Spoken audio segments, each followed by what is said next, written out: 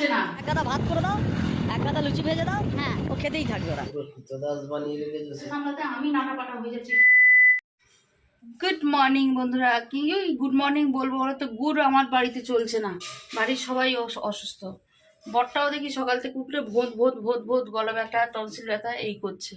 এখন যাবো হচ্ছে টিফিন করতে, কারণ তাকে বেরোতে হবে ডিউটিতে। ওই শরীর খারাপ হলেও তো ঘরে বসে থাকতে পারবে না, প্রাইভেট ফার্মের জব যেহেতু, আগে থেকে ইনফর্মও করা নেই, সেই জন্য বাড়িতে তো দুদিন আগে থেকে ছেলেগুলো তো ভুগছিলই। আর আজকে আমারও শরীরটা বেশ খারাপ লাগছে। কী হলো, তুমি রেডি হচ্ছ না কেন?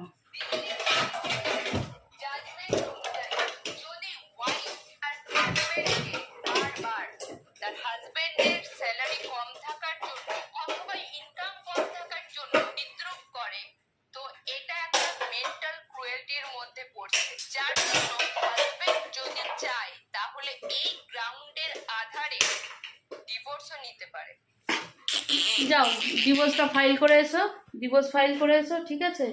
কার বুকের পাটায় কতটা দম আছে দেখে নি, পুরো হাইকোর্টই উপড়ে দেবো, ঠিক আছে?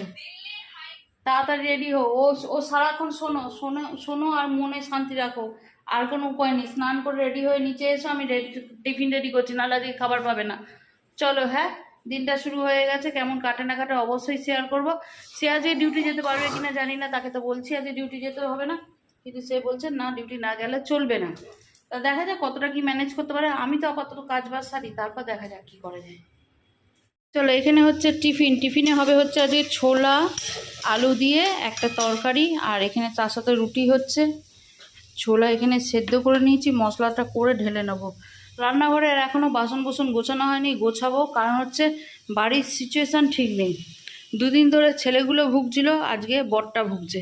কি গো, আরে কি কষ্ট তোমার, কি হয়েছে গো, কি হয়েছে তোমার? বলো, তোমার দর্শকরা শুনতে চাইছে, তোমার বন্ধুরা। কি ব্যথা হয়েছে? কোথায় গ্ল্যান্ড ফুলে? তো দুদিকের ফুলে, একদিকের ফুলে? আমি জানি না ঠিক, একদিকে ফুলেছে। ওটা খুচরো পাপ গো, বউটাকে দিন রাত এত কথা শোনানোর এটা পাপ, বুঝেছো? ভগবান বিচার করছে। শোনাবি আর, কপাল গুনে একটা বউ পেয়েছিলিস। কি কৃতদাস? এই তো বিন্দাস আরামসে শুয়ে পড়ে যখন খাবে দাবে ডিউটি যাবে, তাও এই কথা বলছো? ঠিক আছে। আর এই যে আর এক ছেলে পাহারা দিচ্ছে কন্টিনিউ, আর ওই যে আর একজন উকি মারছে উপর দিয়ে চলে গেল। হ্যাঁ, উপরে টিভি চালিয়ে বসে রয়েছে। এই রিমোট দে। চলো একটু ছোলা খেয়ে নাও, আজকে ঘোড়াকে ছোলা খাওয়াতে হবে, নাহলে ঘোড়ার এনার্জি শেষ হয়ে গেছে, তাই তো? কলা, চিকেন, মাটন না, চিকেন। মটনে হাট চেপাবে না, চর্বি দেখবে, রেয়াজি দেখে খাবে। আচ্ছা ঠিক আছে, আচ্ছা আমি চিবিয়ে দেবো, তুমি গিলে নেবে। চলো, এখানে আলুটা ভাজা হয়ে গেছে, এবার মশলাপাতি দেবো। মশলাতে কী দেবো জানো? এখানে রেখেছি নর্মাল জিরে, দেখিনি সময় মতন খুলে নিয়ে, এই যে জিরে, আদা, কাঁচা লঙ্কা, গরম মশলা, টমেটো পেস্ট করে রেখেছি, এটাই দেবো।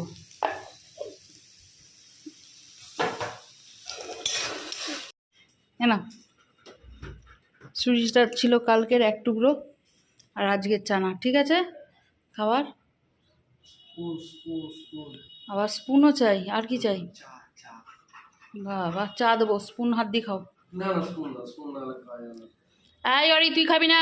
তোর খাওয়া হয়ে গেছে, ওই ওকে দেবে না। কই রে, নিয়ে তোরা একটু এগা। সবাই টিফিন খেয়ে নিচ্ছে, আমার কিন্তু এখনো টিফিন খাওয়া হয়নি। হ্যাঁ, বাবু আজকে ডিউটি যেতে পারছেন না, শরীরটা খারাপ বলে, সেই জন্য বাজারে আসছি। বাবা না, শুধু বাজারে, ডাক্তারের কাছেও যাবো, ডাক্তারও যাবো, বাজারও যাবো, বুঝেছো? আগে বাজার করবো, তারপর বাড়িতে গিয়ে রেডি হয়ে ডাক্তার যাবো, তারপর রান্না বাড়ি। এই হচ্ছে গল্প আপাতত। ভাষা মেঘ হয়ে রয়েছে না আকাশে, দারুণ আকাশে আছে, দারুণ। এই ওয়েদারে কোথায় যেতে হয় জানো? কোথায়? বকখালি। আর গরম গরম চপ খেতে হয়। গিয়ে ব্যাগ রেডি করবো। করো, হ্যাঁ করো। কালকে রবিবার আছে, একবেলার জন্য বকখালি থেকে ঘুরে আসা হবে। বাইকেই যাবো। কি বাইকেই যাবো। বাইকে কি করে যাব বকখালি? আরে 80 কিলোমিটার 84 কিলোমিটার রাস্তা। ফিরবো কখন? কালকে ভোরবেলা বেরোলে কাল সন্ধ্যাবেলা বাড়ি চলে আসবে। নকশা কথাবার্তা। ছেলেগুলো বাড়িতে কার কাছে থাকবে তবে ছেলেগুলো? আরে তোমার 3 ছেলে নিজেরা খাবে, রান্না করে দাও না, এক গাদা ভাত করে দাও, এক গাদা লুচি ভেজে দাও, হ্যাঁ ও খেতেই থাকবে ওরা। খেতেই থাকবে, বলে খেতেই থাকবে। দেখছি আমি মোটামুটি মাথা তুলে দাঁড়াবার মতন অবস্থায় রয়েছি, কারণ আমি না ওই চট করে একটু কিছুতে উয়া একদম করতে পারি না। অত বড় অপারেশন হয়ে যাওয়ার পরও 2 দিনের মাথায় আমি সেলাই অবস্থা নিয়েই সব করেছি। কিন্তু কি বলতো, হঠাৎ করে আমারও মনে হচ্ছে যেন যে না আমার শরীর যেন চলছে না, মাথা মুথা যন্ত্রণা করছে, চোখ ঠোক জ্বালা করছে। তা যাই হোক, চলো মাছ মাংস ঠাংস এইসব সব কিছু এনেছি। শনিবারটাই আজকাল নিয়ে চলে আসছি, নাহলে না রবিবারটা খুব চাপ হয়ে যায়। নিয়ে এসে ওগুলো ধুয়ে দেয়, ফ্রিজে ঢোকাই, ক্লিয়ার করি, তারপর দেখাচ্ছি। হ্যাঁ রান্নাবাড়ি কী করব, তার আগে 10 মিনিট বসতে হবে, শরীরটা খুব খারাপ লাগছে, বুঝেছো? চলো। হ্যাঁ রান্নার জোগাড় হচ্ছে, এখানে হচ্ছে বেগুন কাটা হবে, এটা হবে বেগুনি, এটা হবে পটনি, আচ্ছা পটনি। এখানে মাছ মাংস টাংস ধুয়ে রাখা হয়েছে, এটা রবিবার থেকে হবে। আর এখানে আলু ছাড়ি রাখা হয়েছে, এটা হবে আলুর দম সাথে খিচুড়ি, তাই তো গো? আর ইনি বেসন ফেটছে, আর কারণ বেসনটা আমি ফাটতে পারি না, তাই না? হ্যাঁ, ও ফেটে দিলে এটা টেস্টই আলাদা হয়ে যাবে। শুধু বেসনটা জল দিয়ে গুলে দেবে, এতেই নাকি আলাদা টেস্ট হয়ে যাবে। আচ্ছা ঠিক আছে, চলো। হ্যাঁ আমি আমার কাজ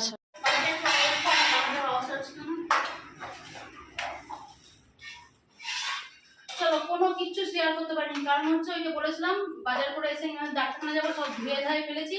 তারপরে এনাকে নিয়ে ডাক্তারখানায় গেছি।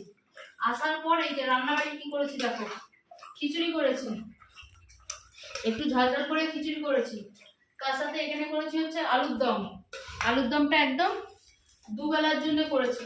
ওইদিকে ওনার একটু দেরি হয়েছে, প্লেটে করে নিয়ে বসে পড়েছে, কারণ উনি আগুন গরম খিচুড়ি ছাড়া খেতে পারেন না, সেই জন্য উনি ওখানে ওইভাবে নিয়ে বসে পড়েছে। তাই ভাবলাম আমি চান করবো পরে, আগে এদেরকে খেতে দিয়ে নিই, নাহলে এইভাবে টুকটুক করে খেলে না খাওয়ার ইচ্ছেটা মরে যায়। খেয়েছি একটা পটল আনি, আর পটলগুলোকে এই যে এরকম পাতলা করে কাটার পর বেসনে চুবিয়ে ভেজেছি, খাচ্ছি। এইগুলো যে তোমাদের সাথে শেয়ার করবো, সত্যি বলছি আর হয়ে উঠলো না। হ্যাঁ তো এর মধ্যে ভালো আছে, এত তাড়াহুড়োর মধ্যে আর হয়ে উঠলো না। আমি রান্নাবাড়ি করি, তারপর দেখা যাবে। আর এখন দিয়ে দিও তোকে খেতে দিয়ে আমি স্নান করবো, ঠিক আছে?